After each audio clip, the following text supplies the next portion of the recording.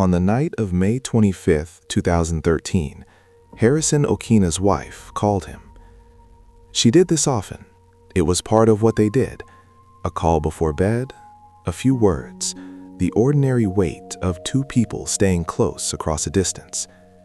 That night, Okpavona told him to read from Psalm 54 through to Psalm 92 before he slept. He did. He was a cook aboard the Jaskin 4, working off the Nigerian coast, and this was what the end of the day looked like. A call from home, a few verses, then sleep. He read the words, set them down, and closed his eyes. By morning, they would be the only thing left that connected him to the world above. At around 5 in the morning, Harrison was in the bathroom when the wave hit. He was wearing only boxer shorts. The Jaskin 4 rolled, capsized, and began sinking, upside down, toward the ocean floor, 20 miles off the coast of Escravos. Water came in fast. He forced the door open and swam into dark, overturned corridors. He could hear other crewmen somewhere in the wreck. Then the voices began to disappear. One by one, they went quiet. There were 12 men aboard the Jaskin 4. By the time it settled on the seabed, Harrison Okene was the only one still breathing. The current pushed him through the dark into a second bathroom, attached to the second engineer's cabin. The cabin doors had been sealed shut as a standard precaution against piracy in those waters, and that sealed space had trapped enough air to keep it from flooding completely. That was all the world he had. Harrison climbed onto the underside of the wash basin to keep himself out of the water. He found 2 mattresses and stacked them into a crude raft. He found a small tin of sardines, a can of cola. That was all. He had a wound on his head from the capsizing. Below him was black water. Around him, the wreck was silent. And somewhere beyond that small pocket of air were the 11 men who had not made it.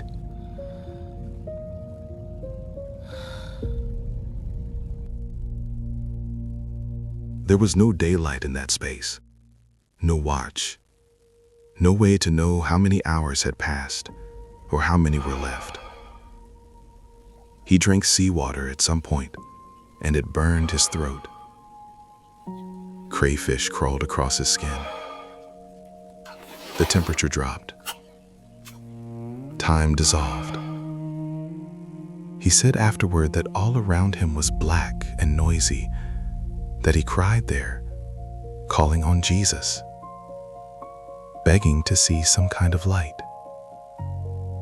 He didn't know if anyone above the surface knew he was there. So he went back to the words his wife had given him the night before. Psalm 54.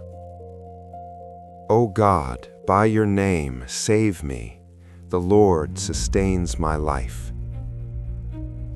He repeated them in the dark, something to hold on to while almost everything else had been taken from him.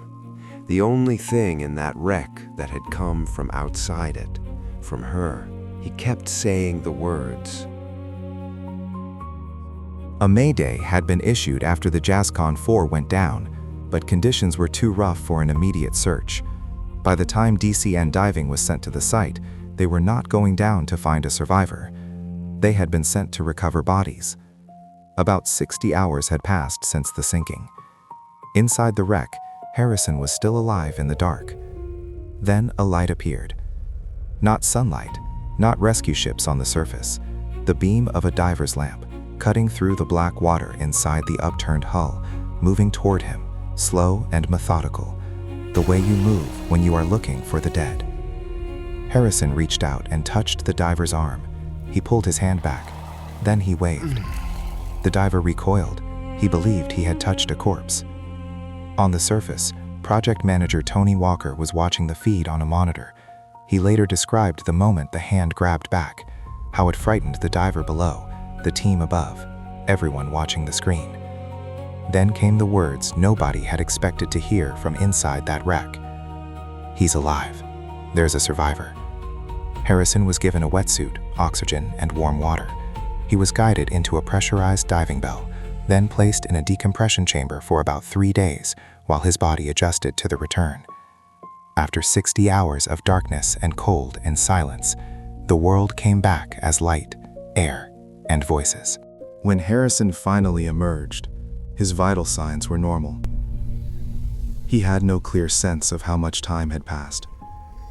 Some people in his community accused him of using black magic to survive. He had nightmares. A decade later, he referred to the event in an interview simply as the incident. Harrison Okene trained as a certified professional diver. He went back underwater. He works there now, on oil and gas projects, at depths greater than the one where he nearly died. He lives with his wife Akpovona and their children.